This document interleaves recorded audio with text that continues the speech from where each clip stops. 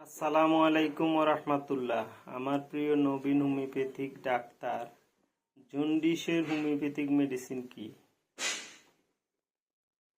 জন্ডিসের কথা শুনলে আপনারা ভাবেন এটা অ্যাবডোমেন অধ্যায়ে পাওয়া যাবে, কারণ তাতে লিভার থাকে। প্রকৃতপক্ষে তা নয়, এটি পাবেন চর্মে, কেননা জন্ডিস হলে রোগীর চর্ম হলুদ হয়। তাই স্কিন অধ্যায়ে পাবেন হোমিওপ্যাথিক রেপার্টরিতে। এখন রুব্রিকটা হবে স্কিন ডিসকালারেশন ইয়েলো, 1307 পৃষ্ঠা ক্যান্ট রেপার্টরি। এটা ক্যান্ট রেপার্টরি 6th এডিশন, 1307 পৃষ্ঠা, অধ্যায় স্কিন। আর মেইন রুব্রিকটা হলো discolouration, sub rubric yellow, jaundice etcetera.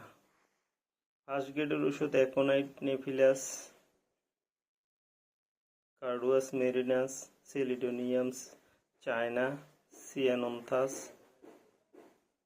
Conium maculatum, প্রোটেলাস হরিদাস, iodium, lachesis, lycopodium, merc sol, natrum sulph, nitric acid, nux ভূমিকা, ফসফরাস, প্লামবাম, সিপিয়া। তাছাড়া সেকেন্ড গ্রেডের ওষুধগুলো এখানে পাওয়া যাচ্ছে, থার্ড গ্রেডের ওষুধগুলো এখানে আছে। কেস টেকিং রেপার্টরাইজেশনের পর যে ওষুধটি আসুক তাকে আমরা শক্তিকৃত অবস্থায় প্রয়োগ করে থাকি। ধন্যবাদ।